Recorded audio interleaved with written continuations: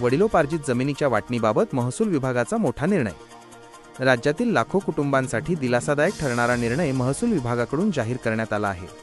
वडिलोपार्जित जमीन किंवा जागेची मुलामुलींमध्ये वाटणी आता अत्यल्प खर्चात करता येणार असून केवळ 500 रुपयांच्या स्टॅम्पवर ही प्रक्रिया पूर्ण होणार आहे।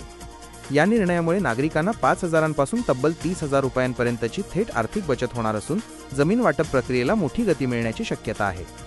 महसूल मंत्री चंद्रशेखर बावनकुळे यांनी या संदर्भात विधान करत ही सवलत जाहीर केली आहे। मात्र या निर्णयाबाबतचा अधिकृत शासन निर्णय GR अद्याप जारी झालेला नाही। शासन निर्णय जाहीर झाल्यानंतर प्रत्यक्ष अंमलबजावणी सुरू होईल, असे महसूल विभागाने स्पष्ट केले आहे। सध्याची व्यवस्था काय आहे?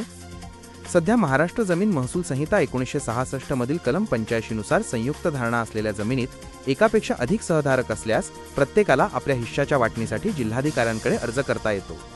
या प्रक्रियेसाठी कोणतेही शुल्क आकारले जात नाही आणि तहसीलदारांमार्फत वाटणीची कार्यवाही केली जाते। मात्र जर संबंधित जमिनीसंदर्भात मालकी हक्कावर वाद असेल तर दिवाणी न्यायालयाचा निकाल होईपर्यंत वाटणी प्रक्रिया थांबवली जाते। वडिलांकडून संमतीने वाटणी केल्यास सध्याचा खर्च। जर वडील हे संमतीने मुलामुलींमध्ये जमीन किंवा जागेची वाटणी करत असतील तर सध्याच्या व्यवस्थेनुसार त्यासाठी स्टॅम्प ड्युटी, नोंदणी शुल्क आणि अतिरिक्त कागदोपत्री खर्च करावा लागतो।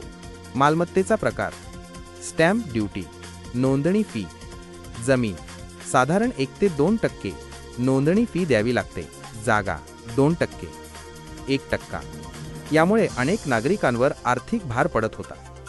प्रस्तावित नवीन निर्णय काय आहे?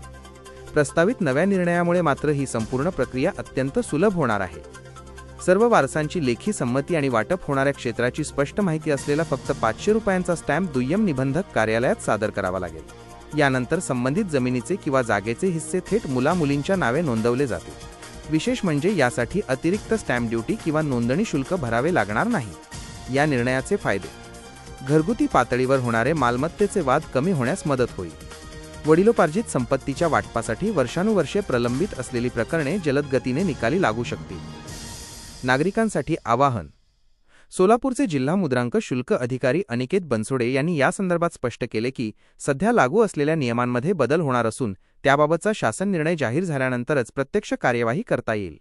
नागरिकांनी अधिकृत GR येईपर्यंत जुने नियमच अनुसरावेत असे आवाहनही त्यांनी केले आहे।